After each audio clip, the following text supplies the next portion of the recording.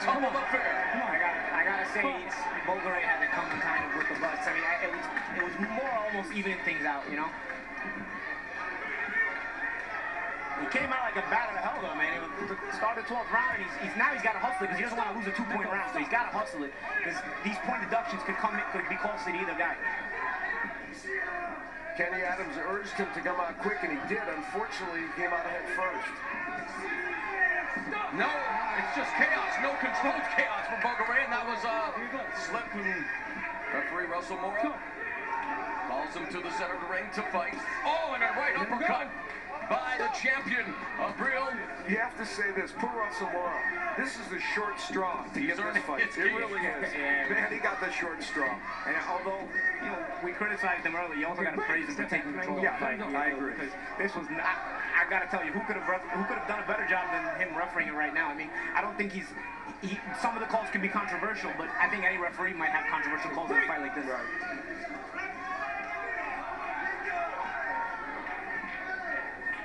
Is the Marcus of Queensburg rolling over in his grave out? Is that what's happening?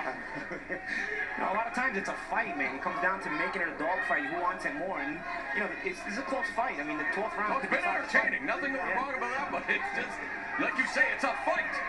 And the crowd is into it. The crowd is enjoying it. People on Twitter seem to be enjoying it. And I wonder, though, if Richard Abril and Sharif Bogere are enjoying it. Yeah, you know what? If it comes out to be a real close fight, which we assume it will be, you never know. They might do it again. It feels like a hockey fight to me, honestly. Kind of, you know. Minus the jerseys to pull and grab, yeah, right? minus the jerseys. You know, when you see a good hockey fight. But the hockey fights are always entertaining, Al. Yes, that's the point. Yeah. 45 seconds left in the last round of this WBA lightweight title tilt. Right hand connects by Abril. I don't know if Sharif Bogere has done enough to make this an even round, offsetting the point that was deducted. Abril has done some good work. Well, I think Abril in the second half of this fight has really started to establish himself as the better aggressive fighter and has landed the cleaner punches. There's another short right uppercut that catches Bogere. 15 seconds left in the fight. And as the 10-second warning sounds, it looks like we are headed to the scorecards. It has been rough. It has been tough. It has been 12 rounds of action for the WBA lightweight title. It's a shame that has to be a loser because both these guys tried their hearts out.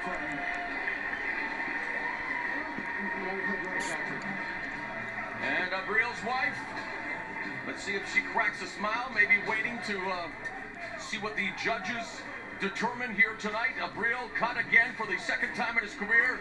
His corner hoisting him up on their shoulders to maybe try to sway the crowd here at least, and they feel that he's done enough to retain the title. Bogere in his first world title shot coming in undefeated at 23-0. It was a tough one to score, Al. It really was. Aggression by Bogere, more precise punching by Abril. I thought Abril came on very strongly in the last part of the fight. All right, Joe Cortez, your job, you're retired referee, always a thankless position. What did you think of Russell Mora's effort here tonight? This fight tonight, for any referee on this planet to referee, would have been a very difficult fight. I think that Russell took control by taking points from the fighters, and you saw the difference by him taking a point from Abril, how his fight plan changed. He was not holding anymore. He was able to fight from the outside, which is something a taller fighter should be doing from the get-go anyway. But being that Sharif had so much energy at the beginning of the first half of the fight, he kept coming forward. But it would have been nice to see a point deduction during the middle of the fight. But I think it evened it out, and I think Russell did an excellent job considering the tough fight it was. It would have been me or any referee on this planet would have had his hands full. All right, Joe Pauly, it could have been out of control in the first half of the round, and Mora did reestablish control in that second half. And Al, you mentioned maybe evening things up, a point deduction with each. We head back to round number 8, where the first point deduction came, and this one was against Richard Abril. And we see that here comes. There we go. Hands free. Hands free. Stop. Time. Over there. Come here. 1 point. Hold it. 1 point. Hold it.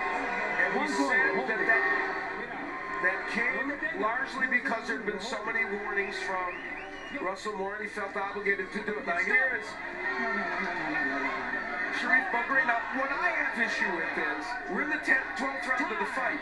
That didn't look much different than any of the other bull rushes that Sharif Bogere did. So why wasn't that in round 6 or 7 or 5? Maybe, Al, because he warned him so many times before that, so it was finally time to take a point. Richard Abril, his 3 losses have been via split decision. Let's see, Paulie. Okay, look, we are set, I believe, for the official decision here. And again, let's go to Jimmy Lennon Jr. to determine who is the WBA lightweight champ. Ladies and gentlemen, after 12 rounds of action, we have a unanimous decision. Here are the score totals. Judge at ringside, Robert Hoyle, sees about 115 to 111. Judges Chris Wilson and Patricia Morse-Jarman both scored about 116 to 110. All 3 in favor of the winner and still champion, Richard Abril.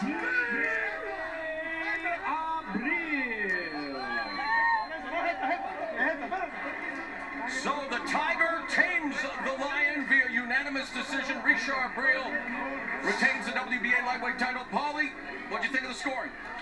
You know, close fight. I thought Abril took control in the second half of the fight. I thought Bogere started the fight terrifically, but Abril started getting the timing down little by little, and as Bogere slowed down, Abril took more and more control. Tough fight to score though, man, because you like the accurate punching, or do you like the fact that Bogere was pushing the action?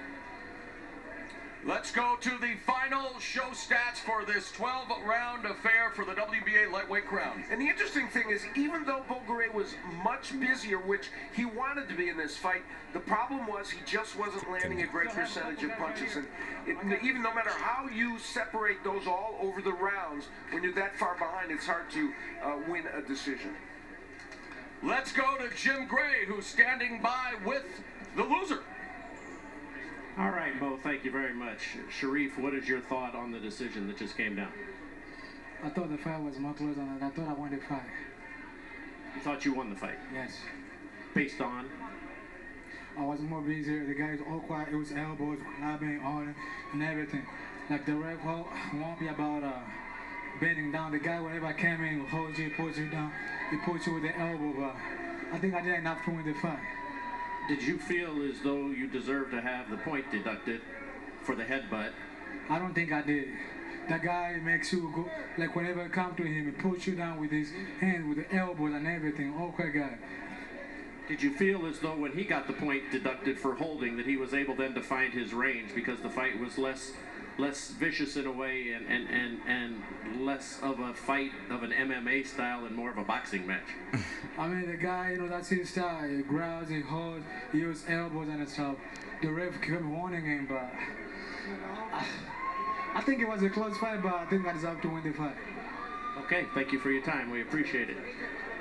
Richard, if we can get you to speak to us right here now. Congratulations on your victory. We have Felix De Jesus here to translate for us. How would you assess this fight this evening? ¿Cómo tú piensas que fue la pelea de hoy? La pelea sí, yo la gané fácil, a pesar de lo sucio que es, con los cabezazos y lo incómodo que se pone. Yeah, definitely he won the fight, although it was a dirty fight and he was using his head a lot. Did you feel as though he should have been penalized much earlier for the headbutts? ¿Tú crees que lo tenían que penalizar mucho más temprano en la pelea? Sí, claro, mira cuántas cortas tengo. Of course, look how much cuts I have. What caused this fight to be so out of control? ¿Por qué estuvo tan fuera de control esta pelea? Porque a mí no me gusta usar con peleadores sucios. Y entonces eso me sacó un poquito de paso, esa suciedad, y el árbitro ríe de mí y yo en ningún momento estaba aguantando. He wasn't concentrated enough because he doesn't like to fight against dirty fighters, and that took a little bit of the concentration out. How much did the blood in your eye bother you, and were you concerned that the fight would have to be stopped? ¿Te molestó que tenía sangre en el ojo y pensaba que iban a parar la pelea? No me molestó. Yo estaba confiado en la esquina que Miguelito iba a hacer buen trabajo y no estaba en ningún momento. He had total confidence in his corner, and the eye was not bothering him, although he was bleeding. Does this make you in any way feel any better about what happened with Brandon Rios to win a decision like this? Ganar una decisión aquí, ¿te sientes un poquito mejor de lo que pasó con Brandon Rios? Sí. Claro. Yes, definitely. It feels much better. So would you like Rios again? Would you like Bronner? Who would you like to fight next? Vasquez? I mean, there's a whole long list of them. ¿Quién quiere pelear, Ríos? Voy a decirle algo a Bronner. Ojalá y no pelee sucio como Bogere. Y para que vea quién es Richard Abril. He definitely wants Broner, but he doesn't want a dirty fight like what Sharif demonstrated tonight. All right, thank you. Congratulations. Okay.